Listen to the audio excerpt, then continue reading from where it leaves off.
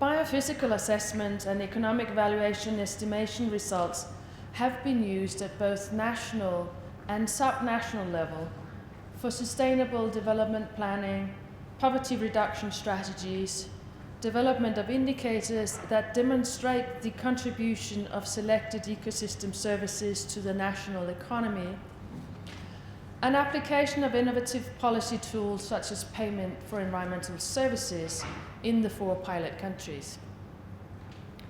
ProEcoserve has therefore been very successful in providing a solid foundation, an important element of a roadmap towards the implementation of the recently adopted Sustainable Development Goals, where the linkages between ecosystems, human health and human well-being are explicitly recognized.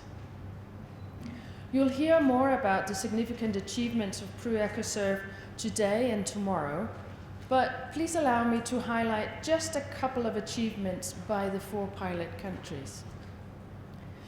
In South Africa, insurance companies are now seeking information on the value of ecosystem services in terms of mitigating the risks of natural disasters. This has led to the creation of private-public partnerships in support of ecosystem management and the use of ecosystems to reduce disaster risks. In addition, in South Africa, the National Water Resource Strategy and the National Development Planning have explicitly recognized the role of ecosystem services, a part of what is called ecological infrastructure. In Vietnam, the National Green Growth Strategy for 2020 captures the findings from ProEcoserve in the Cap Mau region, enabling policymakers to take into account the true value of the ecosystem services provided by mangroves. And in Trinidad and Tobago, the development of payment for environmental services for shoreline protection and carbon sequestration has been facilitated by the valuation of the services provided by coastal and mangrove ecosystems. And last but certainly not least, in Chile, the first ever tourism development plan for the municipality of San Pedro de Atacama has explicitly recognized the benefits of sustainable land and tourism management in one of the driest landscapes of the world. In addition, the new data and ecosystem services has helped build consensus among the different stakeholders in the region. So this, the final workshop of ProEcoserve, takes place over 2 days. Today, we'd like to focus on highlighting the results obtained with the completion of the project. We have invited ProEcoserve country teams, technical experts from the governments of the countries involved, ministers and senior level officials, to discuss not only the key outcomes from the project, but also activities related to green finance and development planning more generally.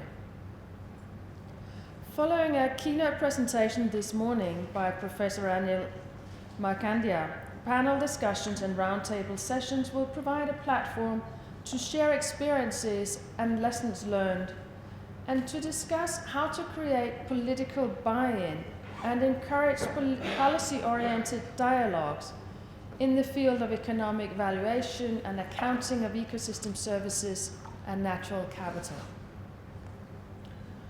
The deliberations today will be followed by political dialogues among high-level government officials and collaborating agencies on ProEcoserve tomorrow. The aim is to discuss next steps in terms of mainstreaming the tools and approaches tested under ProEcoserve, and we'd also like to hear your suggestions for how to upscale the positive impacts on the project and what future priorities should be for UNEP, for governments, partners, and other stakeholders.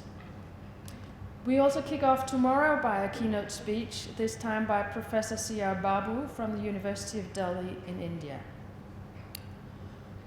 We sincerely hope to have some very active and lively discussions on the lessons learned from the project, And to this effect, we have invited participants from the 4 countries, high-level decision makers, but also development banks, media, donor agencies, country researchers, NGOs, the private sector, and experts in the field of economic valuation and accounting of ecosystem services and policy analysis.